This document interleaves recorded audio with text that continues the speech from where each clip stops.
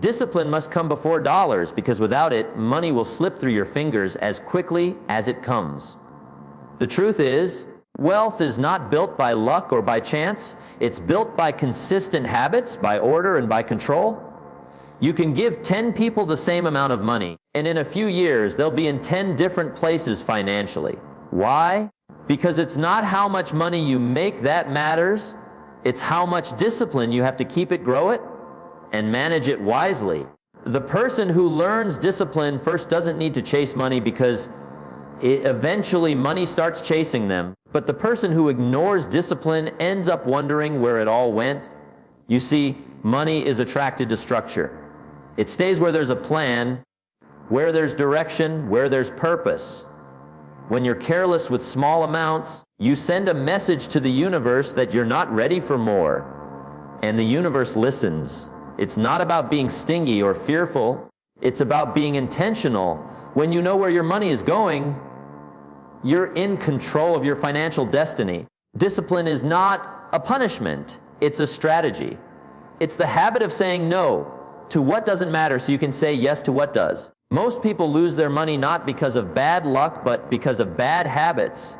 They buy on impulse, spend on emotion, and live on reaction. Then they call it fate. But fate has little to do with it. The disciplined person has the same temptations, the same challenges, the same opportunities, but they make better choices. And those choices compound into security, freedom, and peace of mind. Think about it. If you can't manage $100, what makes you think you can manage 10,000? If you can't handle a small income with order, what will happen when you get more? More money doesn't fix money problems. It amplifies them. A disorganized person with more money becomes more disorganized. A disciplined person with more money becomes more stable. That's why discipline must come before dollars. Because money follows wisdom, not wishful thinking. Discipline teaches you patience. It trains you to wait for the right opportunity instead of jumping at every shiny distraction. When you're disciplined, you learn to delay pleasure for a greater reward. You save before you spend, invest before you impress, and build before you boast. That's the difference between those who grow rich and those who stay broke. It's not about what they earn, it's about what they keep. And what they keep is determined by how they think. But discipline is not just about budgeting or saving. It's about mindset. It's about understanding that money is a tool, not a trophy. If you worship it, it controls you. If you manage it, it serves you. Every dollar is a servant, not a master. But you must be the leader who gives it direction. You must tell it where to go, what to build, and what to support.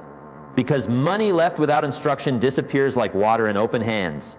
Discipline also teaches responsibility. When you earn something through effort, you value it. You respect it. You protect it. That's why easy money often disappears quickly, because it comes without effort and leaves without meaning. The disciplined person, on the other hand, knows the cost of every dollar and treats it accordingly. They build safety nets, invest in knowledge, and create systems that protect their future. And let's not forget gratitude. Discipline without gratitude turns into greed. But when you're thankful for what you have, you handle it with care. Gratitude makes you more mindful, and mindfulness prevents waste. The disciplined person doesn't complain about what they lack. They work with what they have and make it grow. They understand that managing 100 well is a rehearsal for managing 10,000 wisely. So, if you want your financial life to change, don't start with money, start with discipline. Build habits before you build income. Create structure before you create success. Because once you master discipline, money becomes your ally, not your enemy. And once you master your habits, wealth becomes inevitable. Remember, discipline is the invisible fence that keeps your wealth safe. It's the quiet force behind every lasting success story. So, make discipline your first investment. Guard it, practice it, and let it shape every financial decision you make. Because money without discipline will always disappear. But discipline will create a kind of wealth that money alone can never buy: peace, confidence, and control over your future. Money doesn't disappear by magic, it disappears by mismanagement. Most people don't lose money because they don't make enough. They lose it because they never learn to manage what they already have, The habit of planning your money is the foundation of financial discipline, and discipline is what separates those who build wealth from those who merely dream of it. You must tell your money where to go, or it will quietly find its own way out the door. Every dollar you earn should have an assignment. Think of your money as a team of workers. Each one needs a job.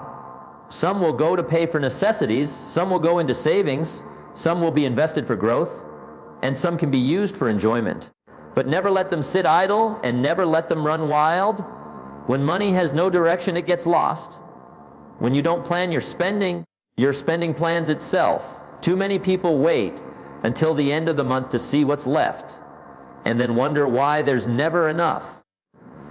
The secret isn't earning more, it's mastering what you have. If you can't manage $100, you won't manage 1,000. The amount doesn't change the principle. The habit of discipline must start small. The moment you begin giving purpose to every dollar, you start taking control of your financial future. Planning doesn't mean restriction, it means direction. It doesn't mean you can't enjoy your money. It means you enjoy it responsibly. The goal isn't to live like a miser, it's to live with mastery. Every time you choose to plan before you spend, you're telling your future self, I am in charge. And when you start living by that rule, life begins to reward you.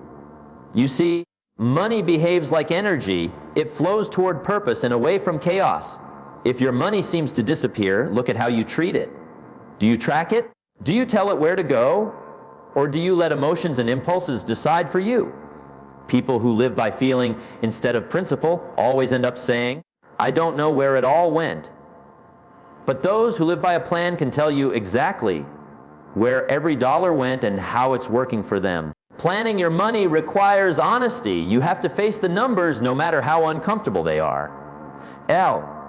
If you earn little, plan that little carefully. If you earn a lot, plan that abundance with wisdom. Wealth doesn't make you responsible. Responsibility makes you wealthy. Write down your expenses, categorize them, and decide before the month begins how each dollar will serve your goals. This isn't boring, it's empowering. Because when you plan, you stop reacting to life and start directing it. There's also a law at work here. Whatever you manage well, life gives you more of. If you manage your time well, you get more done. If you manage relationships well, they grow stronger. And if you manage money well, you attract more of it. Why? Because discipline always attracts increase. Life doesn't reward waste, it rewards stewardship. Planning your money also means protecting it from unnecessary loss. Don't spend to impress.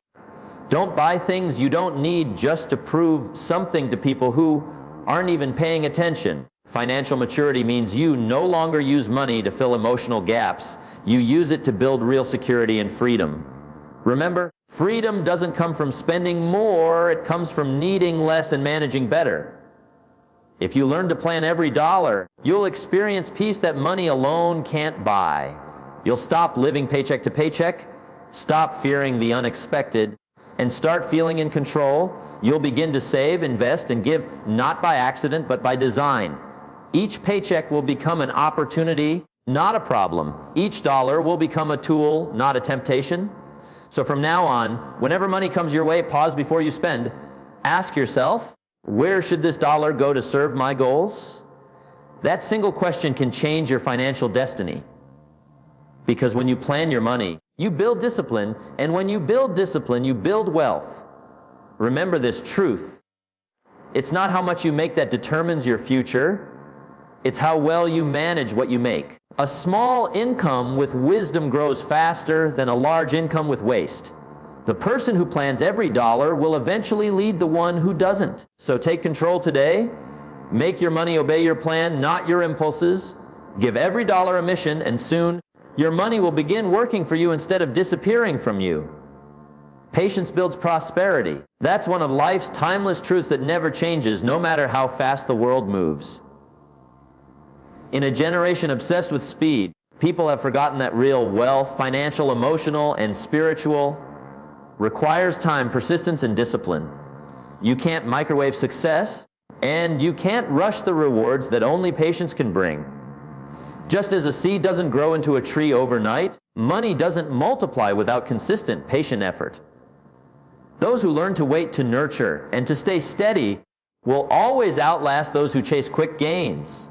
Most people lose money not because they don't earn enough, but because they lack patience. They want instant results, they want profit today and comfort tomorrow. But the truth is, lasting prosperity demands a longer vision. The impatient person spends his future to satisfy his present, while the patient person sacrifices his present to secure his future. One buys temporary pleasure, the other builds permanent wealth. It's the difference between consuming your seed or planting it.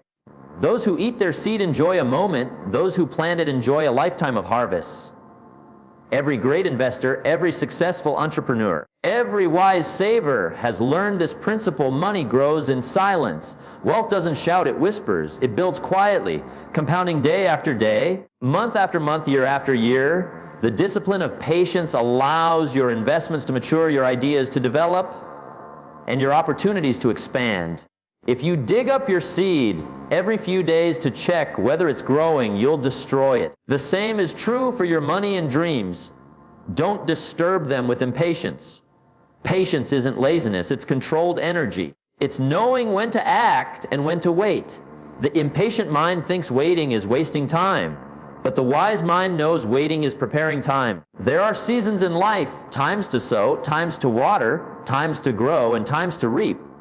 Prosperity comes when you respect those seasons. You can't skip the process. The farmer doesn't rush the soil, he trusts it.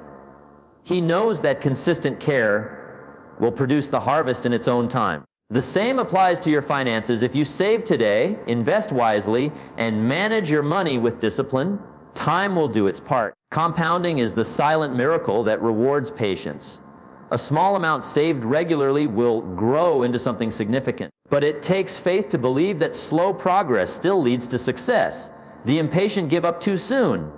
They stop saving, stop learning, stop trying because they can't see immediate results. But prosperity belongs to those who persist long after others have quit.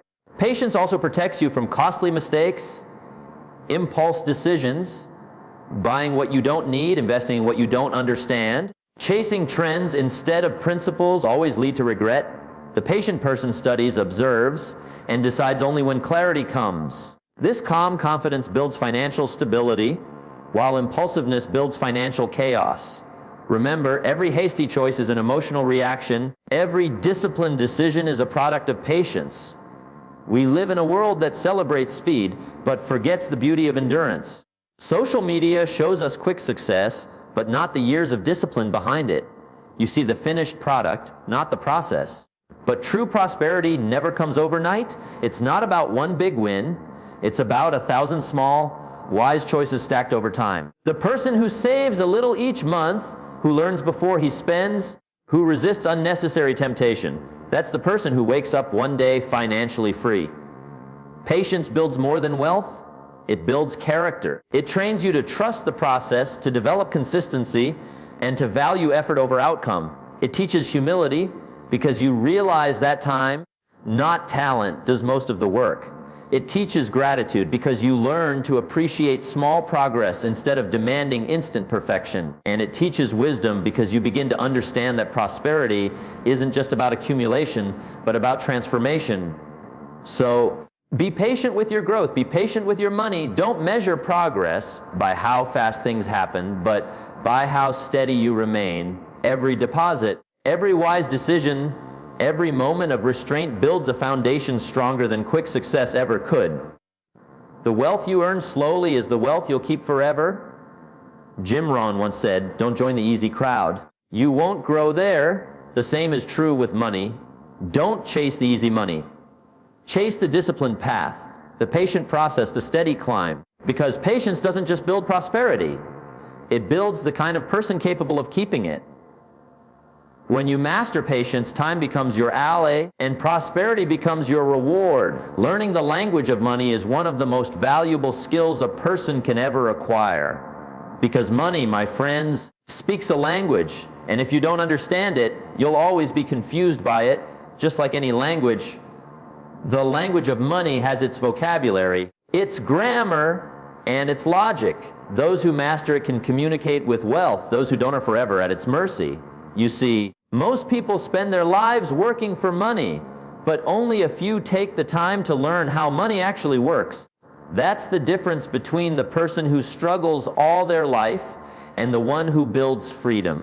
The first lesson in learning the language of money is simple money flows toward those who understand it and away from those who don't. If you don't understand how to make it grow, how to protect it, or how to manage it, it will quietly slip away. That's why education in finances isn't a luxury. It's a necessity. You don't need to become a financial expert overnight. You do need to become a student of wealth. Read books, listen to mentors, and observe how successful people handle their money. Remember, the more you learn, the more you earn, not just because of the knowledge, but because of the awareness that comes with it. Jim Rohn once said, "Formal education will make you a living, self-education will make you a fortune." The truth behind that statement is profound.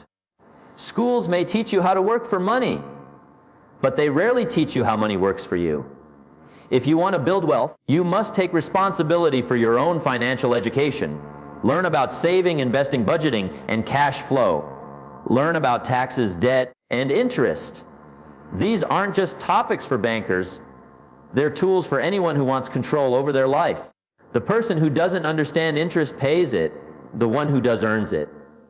The difference is education. The second part of learning the language of money is mastering your mindset. Money follows mindset. If your thoughts are rooted in scarcity, if you constantly believe there isn't enough, you'll live in a world where that becomes true. But if your mind is trained to see opportunity, you'll start noticing possibilities everywhere. The wealthy think differently. They ask questions like, how can I make this money grow, instead of, how can I spend this? They focus on value, not price. They invest in assets that generate income instead of liabilities that drain it. They understand that every financial decision is a seed, either one that grows into a tree or one that dies in the dirt. Another critical lesson in the language of money is understanding the power of small habits. Financial success rarely comes from one big win. It comes from small, disciplined actions repeated over time. Saving a little each month, investing consistently, avoiding unnecessary debt, tracking your spending. These actions may seem small, but they build financial fluency. When you speak the language of money fluently, every choice becomes intentional, and every habit becomes a foundation for freedom. But learning about money isn't just about accumulation, it's about stewardship. Money is a tool. It's neither good nor bad. It simply obeys the hands that hold it. Some people use it to create, to build, to bless. Others use it to consume and destroy. The difference lies in discipline and understanding. If you respect money, it will respect you. If you misuse it, it will leave you. Learning the language of money teaches you to respect it, not to worship it, but to manage it with wisdom. And remember, money has emotions attached to it. Fear, greed, pride, and envy can destroy financial stability faster than any market crash. That's why emotional control is part of financial literacy. You must learn to make money decisions with logic, not emotion. Don't buy to impress others. Don't invest because of hype. Don't panic because of temporary loss. The wise understand that emotions are expensive and patience is profitable. Finally, those who truly learn the language of money know this: it's not about how much you make, but how much you keep, how wisely you grow it, and how well you use it. Some of the wealthiest people in the world didn't start rich. They started informed. They learned. They paid attention. They practiced discipline. So make a promise to yourself today: become financially literate. Don't let money remain a mystery. Study it the way you'd study a language that opens doors to a new world, because that's exactly what financial knowledge does. It opens doors, creates freedom, and gives you the power to build the life you desire. When you learn the language of money, you stop being a servant to your circumstances and start becoming the master of your future. Generosity strengthens financial character because it transforms money from something you own into something that serves a higher purpose. When you give, you take control of your money instead of letting it control you.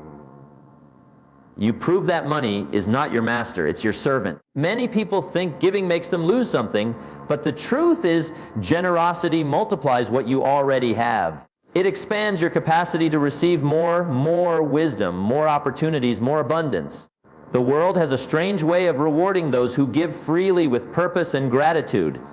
Money alone can make you rich, but generosity makes you wealthy in spirit. There are people who have millions but live in poverty of heart. They guard every penny, yet their soul is empty. Then there are those who give with joy, and though they may have less, they walk through life with a fullness that money can't buy. That's what Jim Rohn meant when he said, "It's not the amount that counts, it's the spirit of giving." Because giving doesn't start when you have much. It starts when you have the heart to share what little you have. Generosity teaches discipline in a powerful way. When you commit to giving a portion of your income, you automatically learn how to manage the rest better. You start thinking before spending. You prioritize what truly matters. Giving sharpens your awareness of value. It teaches you that money has a purpose beyond pleasure. You begin to see it as a tool for impact, not just comfort. And when you use money with that mindset, you handle it differently. You treat it with respect. You plan, save, and invest more wisely because you know its potential to do good. Generosity also protects your character from greed. The moment you start to believe that your success is only for you, you start to lose the very foundation that made you successful. Greed blinds people to gratitude. It whispers that there is never enough, no matter how much you earn. But generosity breaks that chain. When you give, you remind yourself that you have enough, and that's the beginning of true abundance. Giving shifts your focus from scarcity to sufficiency. It moves your mind from, "What do I get?" to "How can I contribute?" And that shift builds a stronger, more resilient financial mindset. You see, discipline and generosity work together. Discipline teaches you how to earn and save. Generosity teaches you how to live and serve. One without the other leads to imbalance. You can be disciplined but selfish, and that will limit your growth. Or you can be generous but careless, and that will drain your resources. But when you combine both, discipline in earning and generosity in giving, you create a cycle of abundance that never runs dry. The more disciplined you are, the more you can give. And the more you give, the more disciplined you become, because giving reminds you of responsibility. Generosity doesn't mean giving blindly. It means giving wisely, with intention, with clarity, and with heart. It's not about emptying your pockets to look good. It's about enriching lives to make a difference. True generosity comes from gratitude. You give because you remember how far you've come. You give because someone once helped you. You give because it feels right, not because it's expected. And when your giving comes from that place of authenticity, it always returns multiplied, sometimes not in money, but in peace, joy, and opportunity. When you live with a generous spirit, money becomes a tool for transformation. You start seeing wealth not just as accumulation, but as contribution. You understand that the ultimate goal of prosperity is not luxury, it's legacy. How many lives did you lift? How many people did your success inspire? How many doors did you open for others? Those are the real measures of wealth. And they all begin with the simple, disciplined act of giving. So, let generosity shape your financial character. Give with purpose, not pressure. Share from strength, not guilt. Because every time you give, you build something inside you: character, integrity, humility, gratitude. And these are the foundations that keep your wealth grounded. Money without discipline disappears, but money without generosity becomes empty. True wealth is not what you keep, it's what you create, contribute, and pass forward. Remember this: you can earn a living by what you get, but you earn a life by what you give. Generosity is not losing, it's investing in people, in goodness, in the future. And the greatest return on that investment is a life that's not only prosperous but meaningful. Gratitude guards against waste. It protects your heart from the trap of always wanting more and teaches you to appreciate what you already have. The truth is, the moment you stop being thankful for your blessings, you start misusing them. You begin to spend without purpose, chase what doesn't matter, and lose sight of the value that's already in your hands. Gratitude is not just a feeling, it's a discipline. It's a daily decision to see abundance instead of lack, to focus on what's right instead of what's missing. When a person is grateful, they manage their money with care. They recognize that what they have, whether little or much, is a gift that deserves stewardship. Gratitude brings perspective. It reminds you that money is a tool, not a trophy. When you're thankful for what you have, you tend to protect it, grow it, and use it wisely. But when you live in discontent, even a fortune won't satisfy you. The ungrateful person spends to fill emotional emptiness. The grateful person spends to fulfill meaningful goals. Gratitude shifts your mindset from, I need more, to I can make more out of what I already have. It transforms scarcity into creativity. You begin to find ways to stretch your resources, to use what you own with purpose, and to make decisions that align with your long-term vision. Waste disappears when appreciation takes its place. When you truly value your money, you stop letting it slip away on things that don't matter. Think about this: people who are ungrateful often destroy their wealth faster than they earn it. They chase the next gadget, the next luxury, the next temporary thrill. Their spending becomes a reflection of their restlessness. But gratitude calms that restlessness. It teaches you contentment, the quiet satisfaction that comes from knowing you already have enough. And that peace allows you to make wiser financial choices. Contentment doesn't mean you stop striving. It means you stop wasting energy on what doesn't contribute to your growth. Jim Rohn once said, "Learn to be happy with what you have while you pursue all that you want." That's the essence of gratitude and discipline working together. You can still dream big, still aim higher, but you do it from a place of appreciation, not frustration. Gratitude builds a strong foundation. It keeps you grounded while you grow. Without it, success becomes hollow. With it, even small progress feels like victory. Gratitude also keeps your ego in check. Money can make people proud, careless, and blind to reality. But gratitude brings humility. It reminds you that you're not the source of everything good in your life. That humility makes you cautious with your spending and generous with your giving. You start to see money as a resource to manage, not a status to display. You no longer waste money to impress others because you're already fulfilled within.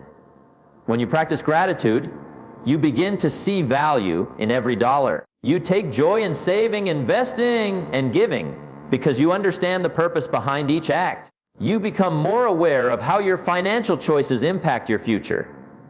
Instead of wasting money on temporary pleasure, you invest it in lasting growth, education, opportunities, and experiences that enrich your life and others. Gratitude strengthens your discipline, and discipline protects your wealth. Every time you say, "Thank you," you remind yourself that you have enough to work with. That mindset alone changes how you handle your money. You become a better planner, a wiser spender, and a more intentional giver. Waste happens when you take things for granted. Growth happens when you're grateful for them. Gratitude is not passive, it's powerful. It directs your energy, focuses your effort, and multiplies your blessings. In the end, gratitude is more than an attitude. It's a financial strategy. It keeps you humble when you win and hopeful when you lose. It stops you from throwing away what you've worked so hard to earn. Gratitude teaches you stewardship, and stewardship builds stability. The people who stay rich are not always the ones who earn the most. They are the ones who respect what they have. So, practice gratitude every day. Be thankful for the paycheck, the opportunity, the lesson, and even the struggle, because every bit of it contributes to your growth. Remember, gratitude doesn't just make you happy. It makes you wise. It doesn't just guard your heart, it guards your wallet. When you live with gratitude, you stop wasting what's valuable, and you start building what's meaningful. And that's the secret. Gratitude guards against waste, and in doing so, it protects the wealth, the wisdom, and the life you've worked so hard to create.